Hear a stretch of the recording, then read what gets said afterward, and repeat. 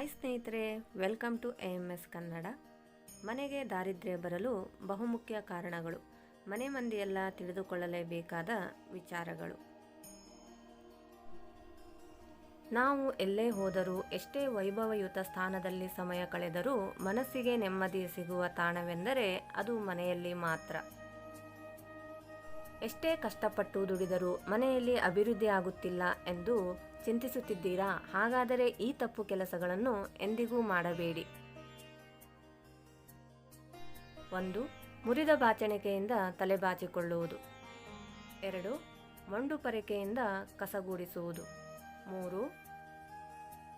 ಪ್ರತಿನಿತ್ಯ ಸ್ನಾನ ಮಾಡದೇ ಇರುವುದು. 4. ಮಕ್ಕಳ ಬಟ್ಟೆಗಳನ್ನು ಮಸಿಬಟ್ಟೆಗಳನ್ನಾಗಿ ಬಳಸುವುದು. 5. ಪರ್ಸಿನಲ್ಲಿ ಚಿಲ್ಲರೆ ಮತ್ತು ನೋಟುಗಳನ್ನು ಒಟ್ಟಿಗೆ ಇಡುವುದು. 6. ದೇವರ ಮನೆಯನ್ನು ಸ್ವಚ್ಛಗೊಳಿಸದೇ ಇರುವುದು. 7. ಹರಿದ ಕೊಳಕಾದ ಬಟ್ಟೆಗಳನ್ನು ಧರಿಸುವುದು. 8. ಒಲೆಯ ಮೇಲೆ ಖಾಲಿ ಪಾತ್ರೆಗಳನ್ನು ಇಡುವುದು. 9. ರೊಟ್ಟಿ ಹಂಚು ಅಥವಾ ದೋಸೆ ಹಂಚುಗಳನ್ನು ಬೋರಲಾಗಿ ಇಡುವುದು. 10. ಹಾಸಿಗೆಯನ್ನು ಪೊರಕೆಯಿಂದ ಸ್ವಚ್ಛಗೊಳಿಸುವುದು. 11. ಪ್ರತಿನಿತ್ಯ ದೇವರ ಪೂಜೆಯನ್ನು ಮಾಡದೇ ಇರುವುದು. 12. ಮನೆಯಲ್ಲಿ ಕಾಲುಗಳನ್ನು ಅಲ್ಲಾಡಿಸುತ್ತಾ ಕುಳಿತುಕೊಳ್ಳುವುದು. 13. ಹಿರಿಯರಿಗೆ ಗೌರವ ಕೊಡದೇ ಇರುವುದು. 14.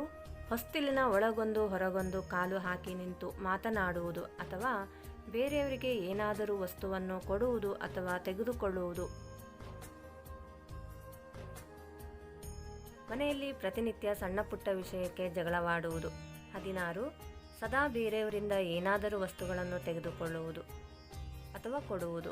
17. ಮುಸ್ಸಂಜೆ ಹೊತ್ತಲ್ಲಿ ಹೆಣ್ಣು ಮಕ್ಕಳು ಮಲಗುವುದು. 18.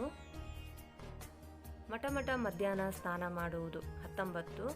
ಪ್ರತಿನಿತ್ಯ ಮನೆಯಲ್ಲಿ ಶಾಪ ಹಾಕುವುದು. 20. ಹೊತ್ತಿಲ್ಲದ ಹೊತ್ತಿನಲ್ಲಿ ಪೂಜೆ ಮಾಡುವುದು. 21. ಹರಿದ ಹಾಸಿಗೆಯ ಮೇಲೆ ಮಲಗುವುದು. 22. ಮುಸ್ಸಂಜೆ ಹೊತ್ತಲ್ಲಿ ಕಸಗೂಡಿಸಿ ಕಸ ಹೊರಹಾಕುವುದು. 24. ರಾತ್ರಿ ಊಟವಾದ ಬಳಿಕ ಮುಸರೆ ಪಾತ್ರೆಗಳನ್ನು ತೊಳೆಯದೆ ಹಾಗೆ ಇಡುವುದು. 25. ಮನೆಯನ್ನು ಸ್ವಚ್ಛಗೊಳಿಸದೆ ಎಲ್ಲೆಂದರಲ್ಲಿ ಸಾಮಾನುಗಳನ್ನು ಹರಡುವುದು. 26. ಬಚ್ಚಲು ಮನೆಯನ್ನು ಸ್ವಚ್ಛಗೊಳಿಸದೆ ಗಲೀಜಾಗಿದ್ದು ಅದರಿಂದ ಗಬ್ಬು ವಾಸನೆ ಬರುತ್ತಿರುವುದು. 27. ಮನೆಯಲ್ಲಿ ಉಪ್ಪನ್ನು ಪೂರ್ತಿಯಾಗಿ ಖಾಲಿ ಮಾಡುವುದು. 28. ಮಲಗುವ ಹಾಸಿಗೆ ಕೊಳಕಾಗಿ ವಾಸನೆ ಬರುತ್ತಿರುವುದು. 29. ಮುಸ್ಸಂಜೆ ಹೊತ್ತಲ್ಲಿ ಹಾಲು ಮೊಸರು ಬೇರೆಯವರಿಗೆ ಕೊಡುವುದು. 30. ದೇವರ ಪೂಜೆಯಲ್ಲಿ ಮಂಗಳಾರತಿ ಮಾಡುವಾಗ ಕೈಯಲ್ಲಿ ಒಂದು ಹೂವನ್ನು ಹಿಡಿಯದೆ ಬರಿಗೈಯಲ್ಲಿ ಆರತಿ ಮಾಡುವುದು. 31. ಹೊಸ್ತಿಲ ಬಳಿ ಚಪ್ಪಲಿ ಮತ್ತು ಬೂಟುಗಳನ್ನು ಬಿಡುವುದು. 32.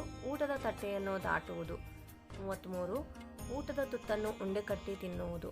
34. ಪದೇ ಪದೇ ಆಹಾರವನ್ನು ಚೆಲ್ಲುವುದು.